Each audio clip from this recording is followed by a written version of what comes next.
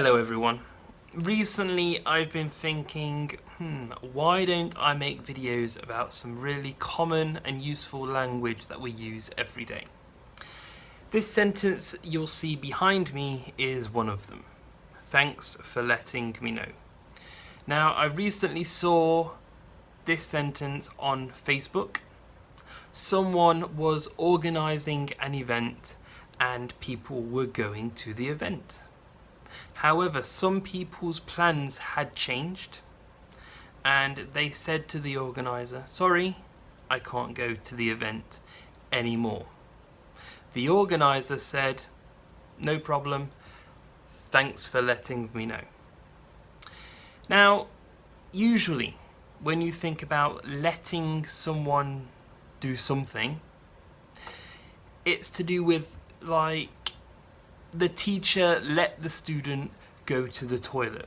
It's to do with permission. You let someone do something.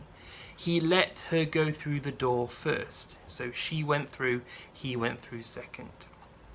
So let is usually something to do with permission. However, in this sentence, let is more about telling me something. Thank you for telling me something. Or thank you for making me aware of a change. So, thanks for letting me know in this situation is like saying thank you for making me aware of the change, or thank you for telling me you can't come to the event. There are other ways to use letting me know. You could say to someone, oh, I'll let you know when I'm ready.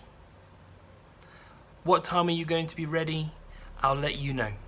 So I'll make you aware of when I'm ready, or I'll tell you when I'm ready.